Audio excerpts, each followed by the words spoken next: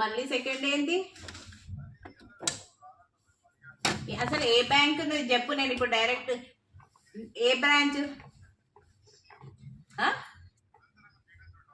వెళ్ళడం కాదు, నేను ఏ మేనేజర్ తోటైనా మాట్లాడుకోగలను. ఏ లొకేషన్? అదే బ్రాంచ్ కరెక్ట్ చెప్పు. ఓకే, పెట్టండి. నేను ఇప్పుడు అక్కడ సార్కే పంపించేసి, సార్ కనుక్కోండి ఈ సోదంతా చెప్తున్నారు నాకు అని చెప్పేస్తాను.